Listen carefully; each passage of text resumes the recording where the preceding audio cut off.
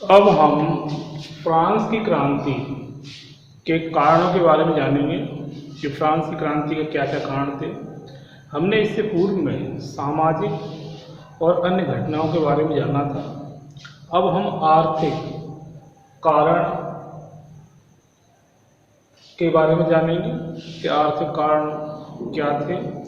आर्थिक कारणों में हमने जो कि किसानों और मजदूरों का शोषण और लुई 16वें की आर्थिक नीतियाँ जिसके कारण पादरी और जो धर्माधिकारी वर्ग था, कुलीन वर्ग था, वो जनसाधारण का शोषण करने में लगे हुए थे और धन का दुरुपयोग कर रहे थे और धन को अपने निजी स्वार्थ में खर्च कर रहे थे, स्वार्थों को पूरा करने के लिए, क्योंकि ये भोग विलासी जीवन में लिप्त रहते थे।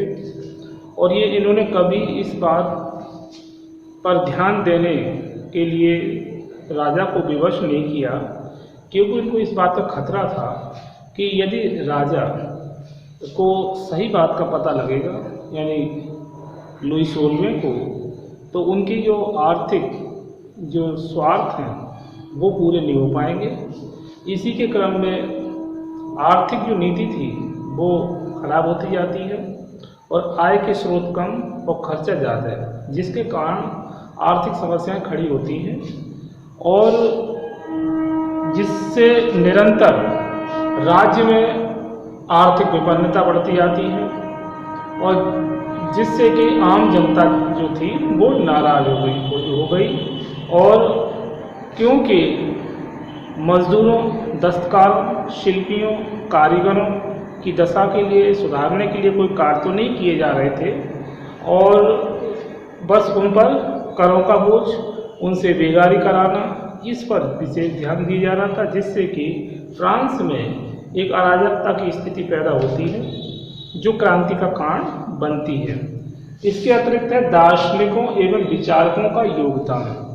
तो विभिन्न दार्शनिकों और विचारकों ने भी अपनी उपदेशों के द्वारा और अपने ज्ञान से लोगों को प्रेरित किया कि वो अत्याचार को न सहें, और अत्याचार को सहना भी एक तरह से अपराध है।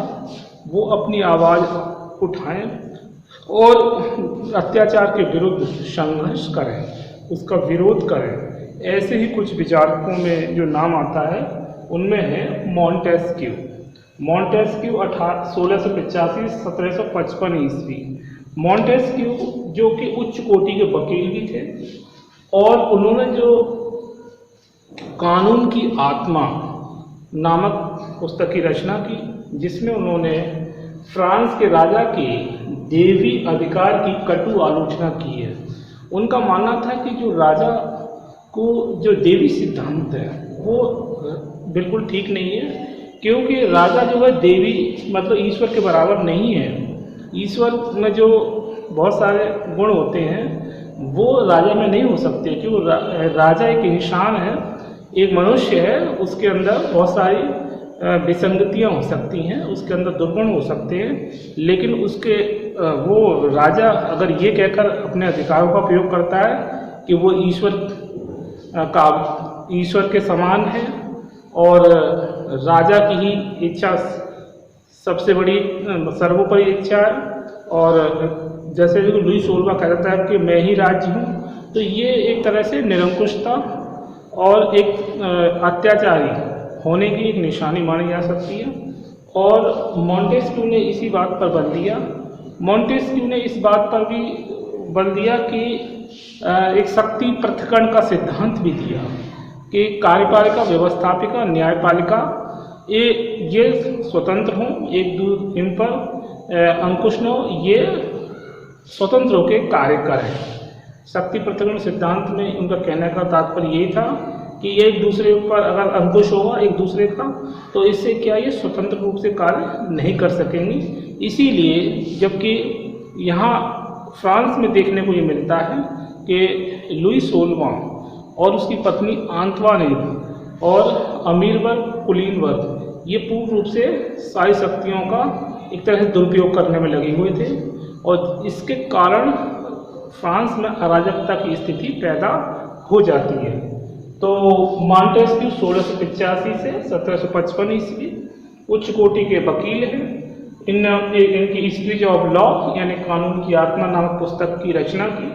फ्रांस के राजा के देवी अधिकार की कटु आलोचना करते हैं और वह व्यक्ति स्वतंत्रता को समर्थक थे।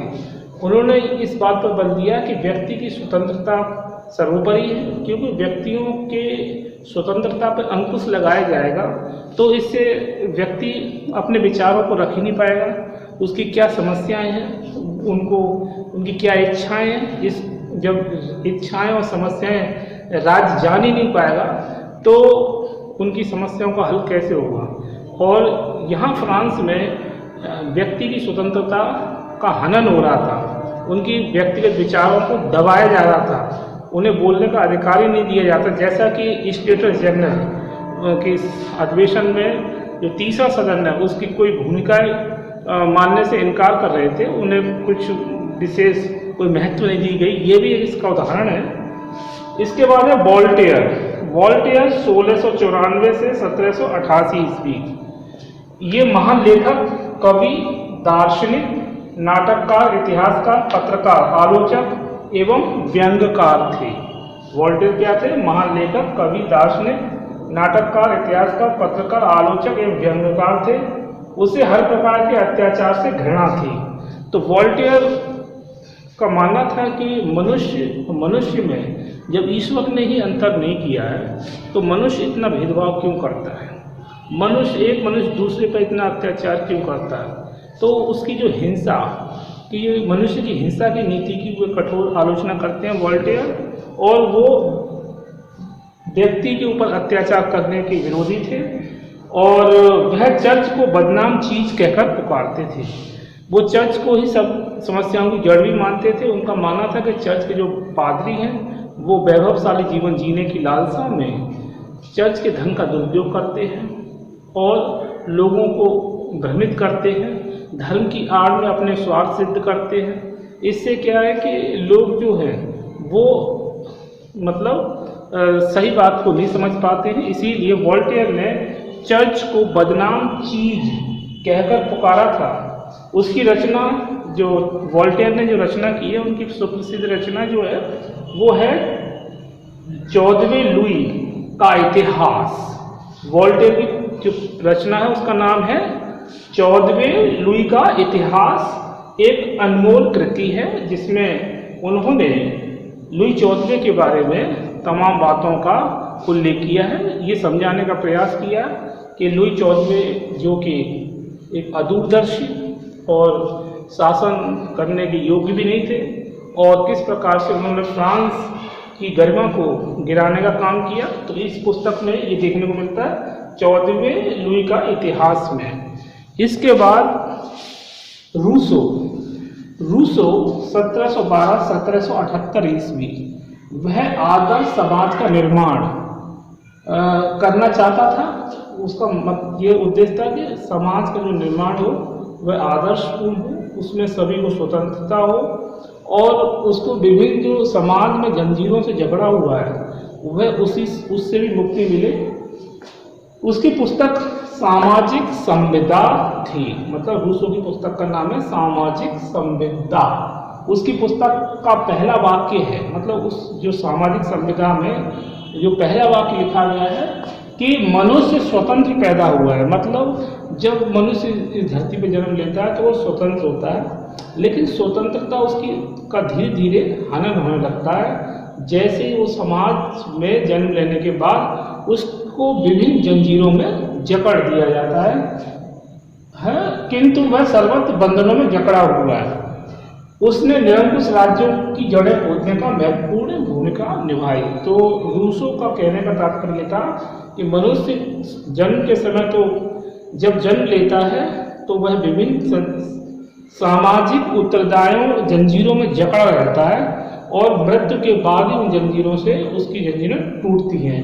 तो उसका मतलब ये था कि जब मनुष्य की वैसे ही तमाम जिम्मेदारियां होती हैं पारिवारिक और उसमें भी शासन का अत्याचार हो तो वो कितना एक तरह से असहाय की स्थिति में आ जाता है। तो मनुष्य की स्वतंत्रता के पक्ष में रूसों ने अपने विचार प्रस्तुत किए हैं और सामाजिक संविदा में इसी बात का उल्लेख उन्होंने किया है। वह निरंकुश राज्यों को भी खराब मानता था और उसने अपने उपदेशों और भाषणों के द्वारा यही व्यक्त करने का प्रयास किया कि निरंकुश राज्यों को हटा देना चाहिए और रूसों ने अपने उपदेशों के माध्यम से निरंकुश राज्यों की जड़ों को खोदने का कार्य किया है। अन्य विचारक में दिदरो, आर्लेवेयर एवं केन, दिदरो, आर्लेवेयर एवं केन आदि विचारकों ने भी लोगों को जागरूक किया।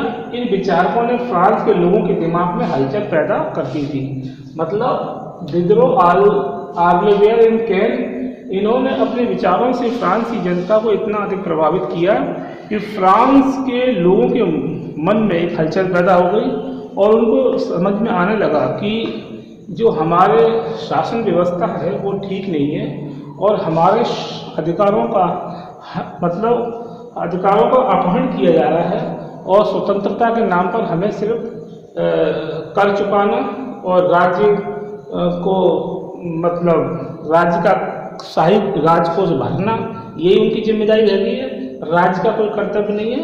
जब इन विचारकों ने लोगों में अपने विचारों का प्रचार प्रसार किया तो लोगों में एक नवीन जागृति आई जो बाद में क्रांति का कारण बनती है। क्रांति के लिए उत्तरदायी घटनाएं जैसे कि स्टेटस जनरल का अधिवेशन और दूसरा था मतदान संबंधी विवाद।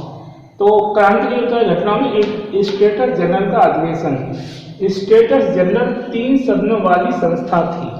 क्या थी? स्टेटस जनरल 3 सदनों वाली संस्था थी। कुलीन श्रेणी का सदन, पादरियों का सदन और तीसरे वर्ग का सदन। तो ये 3 सदनों वाली संस्था थी स्टेटस जनरल, जिसमें कुलीन श्रेणी का सदन नंबर 1, पादरियों का सदन नंबर 2 और तीसरे वर्ग का सदन। परंपरा के अनुसार प्रत्येक सदन बहुमत से निर्णय लेता था। ठीक है, परंपरा के अनुसार क्या था? प्रत्येक सदन बहुमत से निर्णय लेता था, परंतु पूरे सदन के निर्णय को केवल एक मत माना जाता था। क्या माना जाता था? एक मत। किसी भी नियम या प्रस्ताव की स्वीकृति के लिए 2 सदनों का बहुमत आवश्यक था। मतलब किसी भी प्रस्ताव की अगर स्वीकृति लेनी है तो 2 सदनों का बहुमत आवश्यक था। तीसरे सदन की भूमिका पर प्रश्न खड़ा हो जाता है कि तीसरे सदन की क्या वैल्यू थी, तीसरे सदन की क्या इम्पोर्टेंसी थी। तो इसलिए यहाँ पर एक तरह से कंट्रोवर्सी पैदा होती है कि किसी भी नियम या प्रस्ताव की स्वीकृति के लिए 2 सदनों का बहुमत आवश्यक है, तो तीसरे सदन की भूमिका पर प्रश्न खड़े उठ जाते थे और जबकि तीसरे सदन को कोई महत्व नहीं दिया जाता था, जिससे कि ये आम जनसाधारण का एक सदन मान सकते हैं इसे। तो इनकी बात नहीं सुनी जाती थी, जिससे कि यहाँ पर आपस में विरोधाभास उत्पन्न हो जाता है और बाद में क्रांति का कारण भी एक देखने को मिलता है। मतदान संबंधी विवाद। लुई सोल्वे ने अपने उद्घाटन भाषण के बाद तीनों सदनों को पृथक पृथक रूप से कार्य करने का आदेश दिया। जब लुई सोल्वे ने क्या किया? अपने उद्घाटन भाषण के बाद तीनों सदनों को पृथक पृथक रूप से कार्य करने का आदेश दिया। परिणाम स्वरूप एक गंभीर विवाद उठ खड़ा हुआ। प्रश्न यह था कि प्रत्येक सदन का एक वोट हो, मतलब तो क्या प्रश्न था कि प्रत्येक सदन का एक वोट हो अथवा प्रत्येक सदस्य को एक एक वोट देने का अधिकार हो। सभा में 3 सदन हो या एक पादरी, सभा में 3 सदन हो या एक पादरी और कुलीन वर्ग के सदस्य। जो पादरी और कुलीन वर्ग के सदस्य क्या चाहते थे? पुरानी व्यवस्था को कायम रखना चाहते थे, जबकि तीसरा सदन उनके लिए विशेषाधिकार को समाप्त करने पर अड़ा हुआ था। तो 2 सदन जिनका विचार आपस में मिल रहे थे, पादरी और कुलीन वर्ग के सदस्य के सदनों का, लेकिन जो तीसरा सदन था उनके विशेषाधिकार, वो ये पादरी और कुलीन वर्ग के जो विशेषाधिकार थे उनको समाप्त करने पर अड़ा हुआ था। तो इस प्रकार से मतदान संबंधी विवाद यहाँ पर बना हुआ था और 2 सदन कुलीन वर्ग का, और दूसरा कुलीन वर्ग और दूसरा संबंध पादरी जो जो थे, उनके आपसी जो पादरी और कुलीन वर्ग के जो सदस्य थे वो तो एक मत में थे, क्योंकि उनकी तो स्वार्थ सिद्धि हो रही थी। लेकिन जो तीसरा सदन था वो क्या चाहता था कि जो कुलीन और पादरी वर्ग के जो विशेषाधिकार हैं उनको समाप्त किया जाए। तो यहीं पर एक विरोधाभास यहाँ पे भी स्थिति है मतदान को लेकर। तो आज हमने इस वीडियो में देखा कि किस प्रकार से फ्रांस की क्रांति में आर्थिक कारण किस प्रकार से भूमिका निभाते हैं, और दार्शनिकों एवं विचारकों का क्या योगदान है, जिसमें मॉन्टेस्क्यू ने किस प्रकार से कानून की आत्मा में अपने विचारों को प्रस्तुत किया है, और वो स्वयं एक वकील थे और उन्होंने फ्रांस के राजा देवी अधिकारों की भी आलोचना की है। वो व्यक्तिगत स्वतंत्रता के समर्थक थे। और वॉल्टेयर ने जो 14वें लुई का इतिहास में अपने विचारों को व्यक्त किया है, और वे नाटककार इतिहासकार भी थे, और वे मनुष्य पर हर प्रकार के अत्याचार के विरोधी थे। इसके बाद हमने रूसो को देखा, उनकी पुस्तक सामाजिक संविदा, उनमें उन्होंने वर्णन किया मनुष्य स्वतंत्र पैदा हुआ पर जंजीरों में सर्वत बंधनों में जकड़ा हुआ है। अन्य विचारकों में दिदरो, आर्लेवेयर एवं केन, क्रांति के उत्तर घटना में स्टेट जनरल का अधिवेशन और मतदान संबंधी विवाद। तो आज इस वीडियो में हमने आर्थिक कारण और विचारकों का योगदान और प्रमुख घटनाओं के बारे में जाना। इसके आगे नेक्स्ट वीडियो में हम इसके आगे के विषयों की जानकारी प्राप्त करेंगे। ओके।